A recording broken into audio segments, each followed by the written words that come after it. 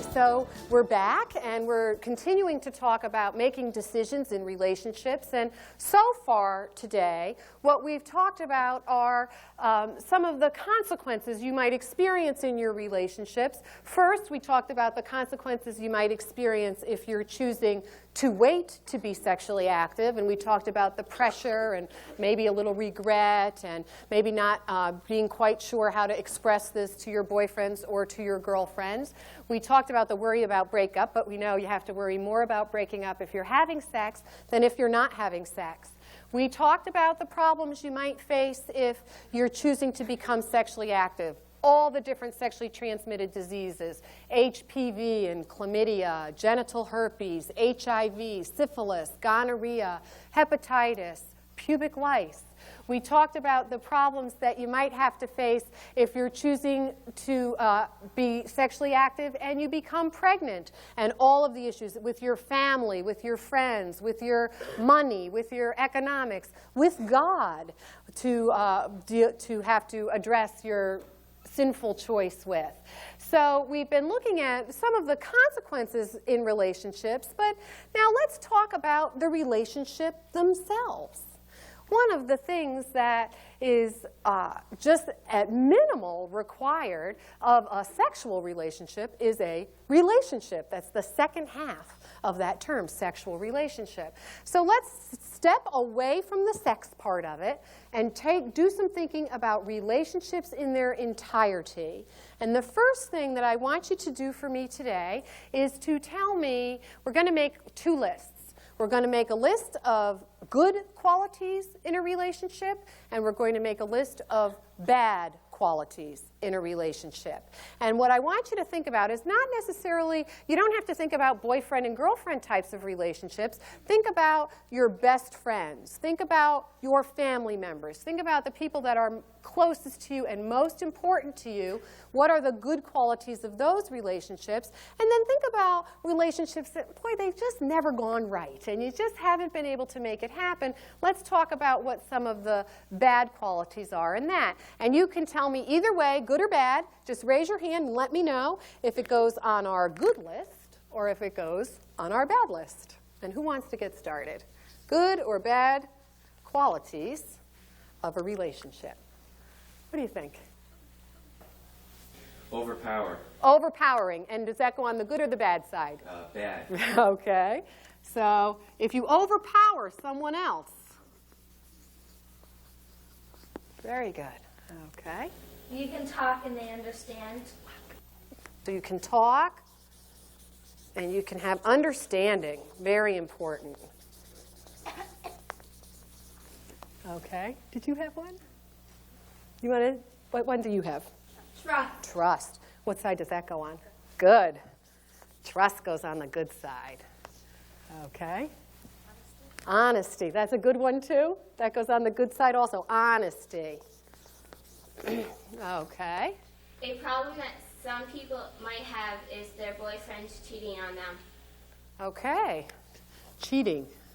That always breaks our hearts, doesn't it? Even when your friend, who you think is your best friend, goes and has fun with somebody else, it hurts a little bit.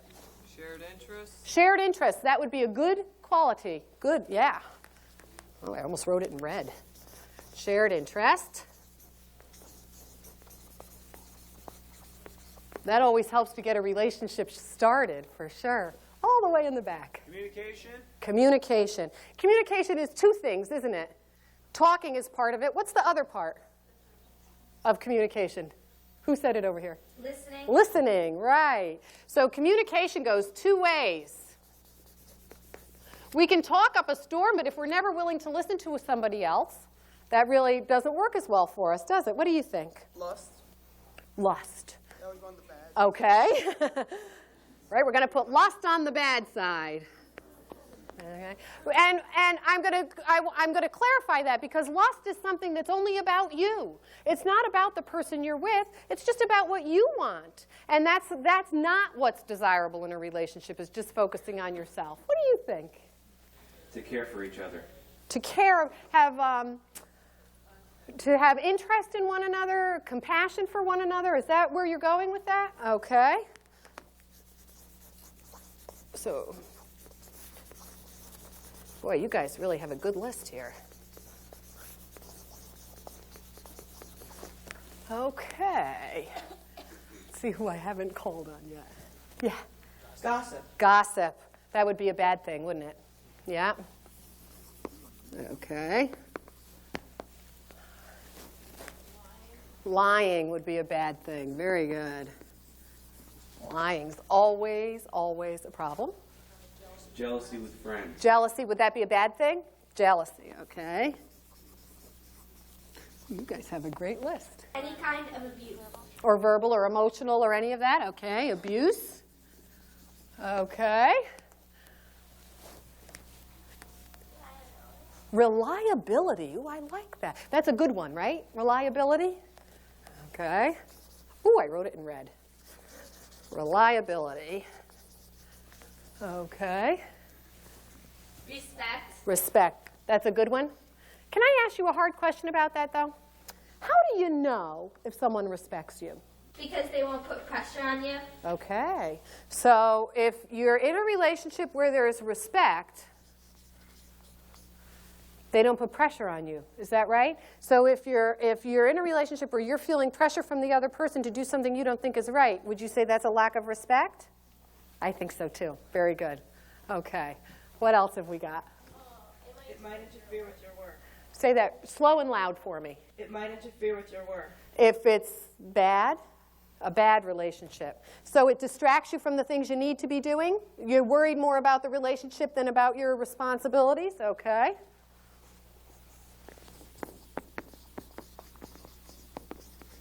Okay, let's see if we can take two more.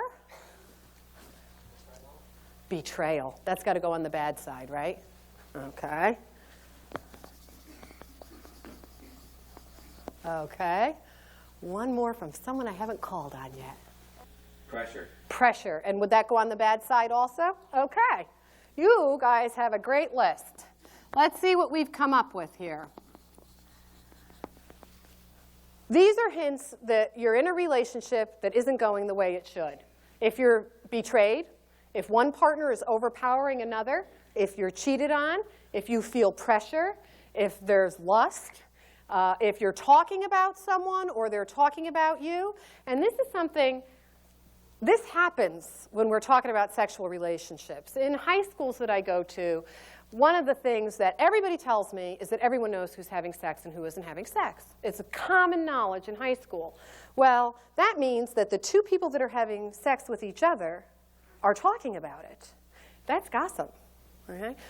That's not private. That's not keeping it close.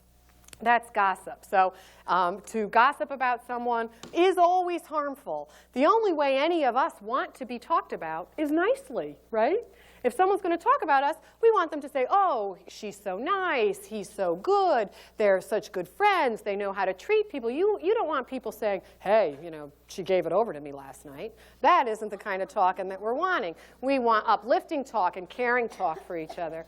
Lying is always a problem. You get into the trust issue with lying, definitely.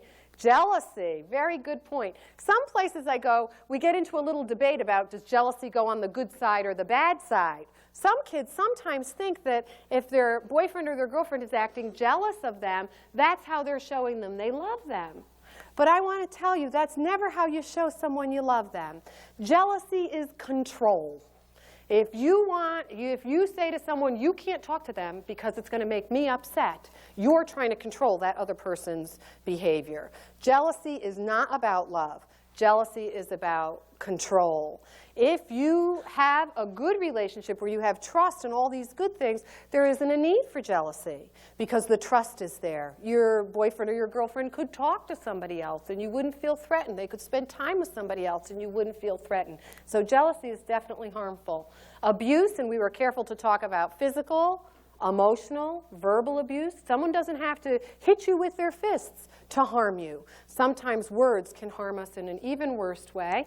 And if the relationship is such that it's on your mind all the time, you're always having trouble, you're always fighting and not getting along, you can't concentrate on your schoolwork, you can't concentrate on getting things done, you know you're not in a relationship that's healthy for you, that's good for you. Now, on the good side, we want someone we can count on. That's really important, that you can count on a person. You need to be sure someone respects you, and you know how someone respects you by how they treat you. We want them to understand us. Let me ask you a question about trust. How do you know you can trust someone? How do you know that? Any ideas? What do you think? You know you can trust someone when they trust you. They trust you. So someone trusting you tells you that you can also trust them. Okay. What else? They won't lie to you. They won't lie to you. And do you know that about someone right away, that they won't lie to you? Yeah. No. You think you know it right away? You think it takes a while to get to know them a little bit? What do you think? Depends on the person. Okay. What do you think? It's when you feel that you can tell them anything. You can tell them anything. Okay. Now, what we're using a lot of how we're using phrases about how we feel. That's how we know if we can trust someone. We feel if we can trust them.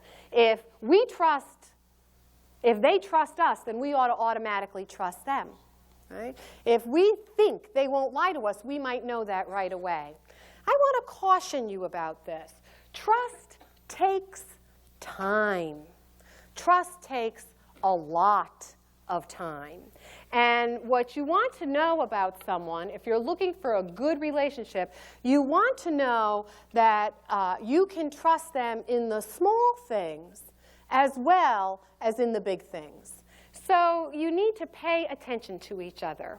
And this is one of the reasons why I'm not a big fan of dating until you're 16 years old or so. What I like you to do is to have fun with each other, go out in groups of kids together rather than going out on dates. Because what you get when you go out in groups is you get to see who you can trust. We are inclined to trust everyone. And it's not that people aren't trustworthy in general, but we need to be very careful who we trust with our hearts and with our lives. Now, do you think if someone lies to their parents, they'll always tell you the truth? Okay. No, they won't. If someone is able to lie to the people that feed them, that house them, that clothe them, if someone can sit across the dinner table from the people that actually take care of them and lie to them straight in the face, why should they tell you the truth? There's no reason you should trust them. If someone comes into school and they're never prepared with their homework and they always want to be copying somebody else's answers, should you trust that person? No, they're not trustworthy. They're cheating in school. So you have to be sure that the people you're willing to give your heart to are someone you could trust in the small things. We want to trust someone we feel strongly for. We want to trust them. Our feelings don't make someone else trustworthy. That's how we feel. The only way we know we can trust someone is by observing them, and by observing them in the small things as well as in the big things. Now, kids say to me, well, everyone lies to their parents. I don't think that's a good answer. I don't think you should be lying to your parents. And I think if you're going to lie to your parents, you'll lie to other people too. Now, will you stop lying to your parents eventually? Yes, you will. But should you be trying to be honest with your parents? Yes, you should. You should be trying to be honest with your parents, especially now. These next 4 years, your parents can be your best friends or your worst enemies. And guess who decides that? You, not the parents. Okay? You decide. Are you going to talk to them? Are you going to include them in things? Are you going to bring these things into your relationship at home to practice these things for your relationships later on in life? And trust is really key. Honesty is a big part of trust. Shared interest. If we're talking certainly about romance and relationships, you really want to have something you like to do together. It helps a lot if there's something that you enjoy. Communication is both talking and listening. Compassion for each other and caring for each other. You guys came up with a really great list. And the list is pretty universal. If I think you came up with more things than most of the places I go to. But if I were to take this anywhere, any country, if I could speak their language, and we made a list about what makes relationships good and what makes relationships not so good, this is what our list would look like everywhere. It's what one human being needs to connect well with another. Now, I want to tell you a little story. there was a man a long, very long time ago, about 2,000 years ago, and he had a job where what he did was work for God. God was his direct boss. He was directly responsible to God. And his job was to travel around. And he traveled around the whole Middle East, and his job was to establish the church, was to build churches in communities. So he'd go into towns, and he would spend time in a town. He'd stay in houses with people, eat dinner with them, get to know everybody, bring together all the people in the town that believed in God, and establish the church. And when he left these towns, he worried greatly about his friends that he loved so much that he left behind. So he wrote them letters. And we read his letters out of Scripture in the Bible. Does anyone have an idea who I might be talking about? Who am I talking about? Jesus. No, not talking about someone near and dear to Jesus, but not Jesus. Yeah? Paul. Paul, exactly. The Apostle Paul. The Apostle Paul, we hear his letters. He wrote letters to the Romans and letters to the Corinthians and letters to the Galatians. And all of those people he wrote letters to were his friends. These were people he cared about. And when you're listening to the gospel message from Paul, you're listening to this message, one of the things you're going to notice is that it seemed like his friends' biggest troubles were in getting along with each other. He wrote to his friends to tell them how to treat each other to get along. Now, he wrote these letters 2,000 years ago, and I'm going to read you part of one of his letters now. And while I'm reading this letter, I want you to think about this list that you kids of the 21st century came up with. I want you to think about your list, and then I want you to hear Paul's list, because he has a list just like this. And he's going to tell us about love. And he says that love suffers long. That means love is patient. It waits for things. It doesn't rush. It doesn't put pressure on. Love is kind. Don't we all want people to be kind to us? Don't we like it better when someone's kind than when they're harsh? Love is not jealous. You guys knew that right away. It doesn't parade itself. That's the talking about it. Okay? If it's love, you're not going to leave your house and go talk about what you did together. That's another little nice thing about being married. Husbands and wives don't discuss their sex lives with their friends.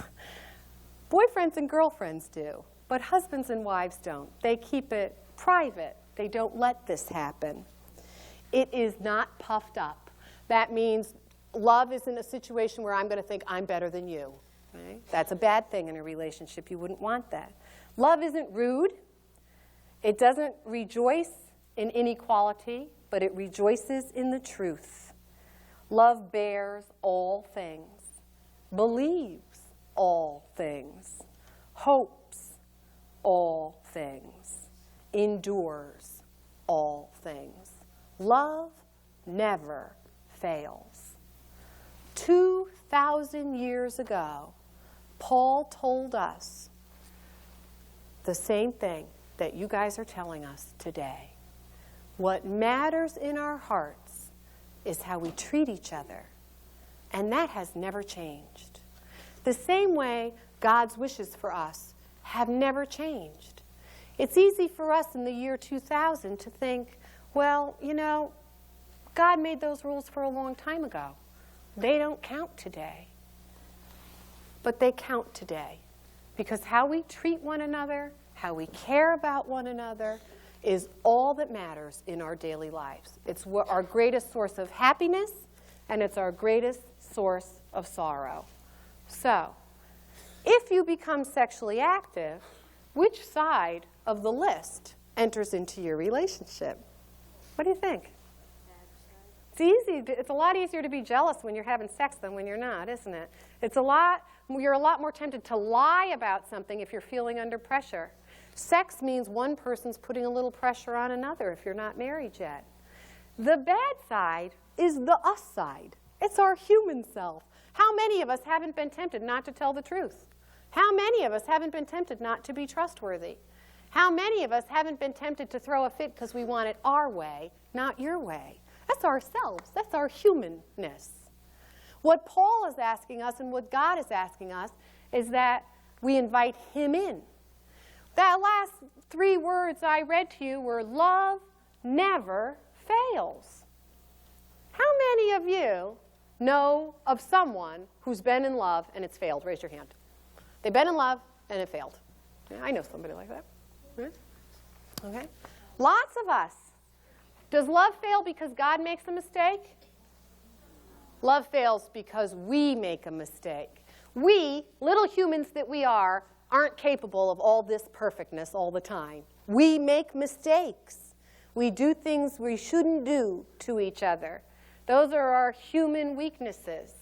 If we want relationships in our life where love doesn't fail, where that continues and goes on and on and on, we have to invite God into that relationship because he is the only one that can make it possible. Daily life is hard. And when you're married, you think every day you're going to wake up and feel madly in love? It isn't going to happen. Right? There's days where you didn't get to bed till midnight the night before, and the baby cried all night long, and you poked each other all night. It's your turn for the baby. It's your turn for the baby. It's your turn for the baby. And you wake up in the morning, and you look around your bedroom, and there's piles of dirty clothes all over the floor. The baby's dirty clothes. You haven't got a wink of sleep. Your husband has bad breath. Your hair's sticking straight up. Love is not what you feel. Not at all. But love is your commitment to make it through that day. And we can't do that ourselves.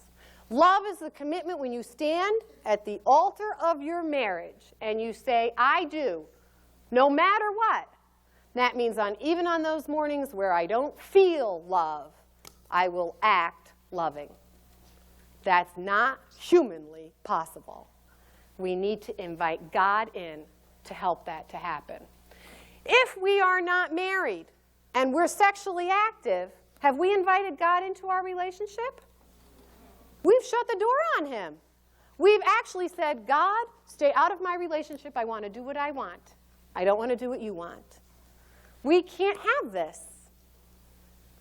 But if we're married, we can invite him in. When we're single, we can invite God in and ask him for this stuff and ask him for the strength and the courage not to have sex, so that we have to disinvite him, because he's the only one that can make this possible. Now, one of the things you can do when you get... Oh, go ahead. Do you have a question? What about the people who, like, if a boy and a girl fall in love, but one of them is prevented from marrying the other because of religion? That's a tough one, isn't it? Well, I'll tell you what we fall down to. The question was, what happens if a boy and a girl falls in love, and they're of 2 different religions, and the parents say, you can't get married? Okay? What commandment do we have to fall back on if that's our situation? What do you think? Honor your mother and father. Exactly. That honor your mother and father, that really is what we're called to. We learn how to honor God by honoring our parents. So our parents may tell us not to do things we want to do, like don't drink before you're of age. The thing about marrying someone that has a similar belief to you, it makes it much nicer to be a believer when the person you share your life with shares your beliefs. I am not going to say no one should marry anyone outside of their faith, but one of the things our faith helps us to do is construct who we are and what we believe in. And if you're going to marry and have children, it really does make it simpler to share your faith.